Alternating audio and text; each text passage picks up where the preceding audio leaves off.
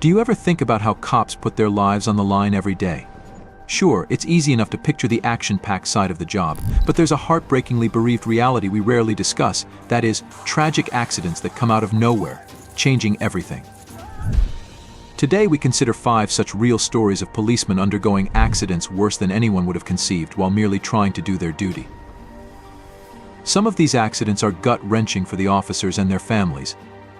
So hang around. Every one of the 5 stories is powerful and emotional. By the end of them, you'll have a whole new perspective on what it really means to serve. But before we start, make sure you've subscribed to our channel. Story number 1, the 9/11 First Responders, New York City, 2001. September 11, 2001.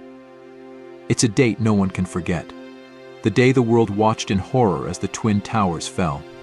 But what we often don't think about are the heroes who rushed into those buildings, knowing the danger, but committed to saving lives. Among those heroes were the officers of the New York City Police Department, NYPD. On that morning, hundreds of police officers were dispatched to the World Trade Center. As the towers burned, their mission was to evacuate the buildings and guide civilians to safety. But as they worked tirelessly to save others, the unthinkable happened. At 9:59 a.m., the South Tower collapsed. Just 29 minutes later, the North Tower followed. In an instant, the lives of 23 NYPD officers were lost, crushed under the rubble as they tried to make one last rescue. For the officers and their families, September 11 was not just a day of national mourning but a deeply personal tragedy. The NYPD lost 23 of their own, and for many officers who survived that day, the emotional scars would last a lifetime. But the danger didn't end when the dust settled. In the years following 9/11, hundreds of officers developed serious health conditions, lung diseases, cancers, due to the toxic dust they inhaled while working at Ground Zero. The 9/11 Victim Compensation Fund has since helped provide financial aid to these officers and their families, but no amount of money can undo the emotional and physical toll they've endured. The officers who died on 9/11 are remembered as heroes, not only in New York but across the world. Every year, memorial services are held in their honor, and their names are etched into the 9/11 Memorial at Ground Zero. Story number 2, the shooting of Officer Michael Bailey, Chicago, 2010. It was a bright Sunday morning in July 2010. Officer Michael Bailey had just finished his overnight shift guarding the home of then-Mayor Richard Daley. He was excited, just a few weeks away from his well-deserved retirement, ready to spend more time with his family. But in a cruel twist of fate, his life was taken just feet away from his front door. As Officer Bailey was washing his beloved Buick outside his home, he was approached by 3 armed robbers who demanded his car keys. Bailey, ever the officer, identified himself as police and attempted to defend himself. What followed was a senseless act of violence. The robbers shot Officer Bailey multiple times before fleeing the scene, leaving him to die on the street, just outside the home where his family slept. For the Bailey family, the grief was unbearable. They had been counting down the days to his retirement, planning a life of rest and relaxation. Instead, they were left planning a funeral. His daughter later spoke about the cruel irony of her father's death, saying he survived 20 years on the streets of Chicago, only to be killed right outside his own home. Story number 3, the Dallas police sniper attack, Dallas, 2016. July 7, 2016, was supposed to be a peaceful night in Dallas, Texas. Protesters had gathered in the streets to peacefully protest police brutality, and Dallas police officers were there, not as adversaries but as protectors.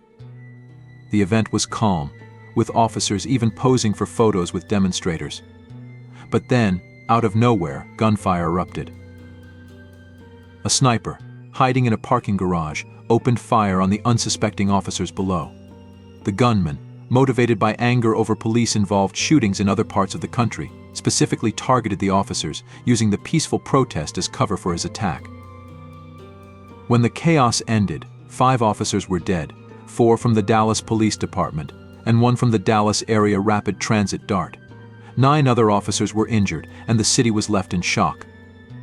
The gunman was later killed in a standoff with police, after they used a bomb-carrying robot to neutralize him. This marked the deadliest day for U.S. law enforcement since the 9/11 attacks, and it sparked national conversations about the safety of police officers, especially in an era where tensions between law enforcement and communities were already high. Story number 4, the death of Trooper Nicholas Dees, Oklahoma, 2015. In January 2015, Oklahoma Highway Patrol Trooper Nicholas Dees and his partner, Trooper Keith Birch, were investigating a semi-truck accident on Interstate 40. It was late at night and visibility was poor. As they were standing by the side of the road, making sure the scene was secure, a car came speeding toward them. The driver was distracted, looking down at his phone, texting. He didn't see the flashing lights, didn't notice the patrol cars. By the time he looked up, it was too late. His car struck both Trooper Dees and Trooper Birch, killing Dees instantly and leaving Birch critically injured. Trooper Dees' death shook the Oklahoma Highway Patrol to its core. He was just 30 years old, a husband and a father, taken in an instant by a preventable accident.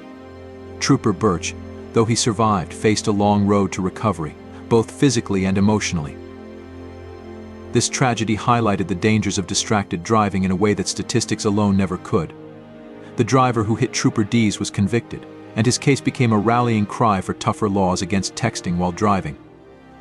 Oklahoma passed the Trooper Nicholas Dees and Trooper Keith Birch Act, which made texting and driving illegal in the state. Story number 5, the death of Officer Brian Sicknick, Capitol riot, 2021. On January 6, 2021, a mob stormed the U.S. Capitol in an attempt to overturn the results of the presidential election. As chaos unfolded, hundreds of Capitol police officers found themselves on the front lines, battling rioters determined to break through the barricades. Among them was Officer Brian Sicknick, a U.S. Capitol police officer.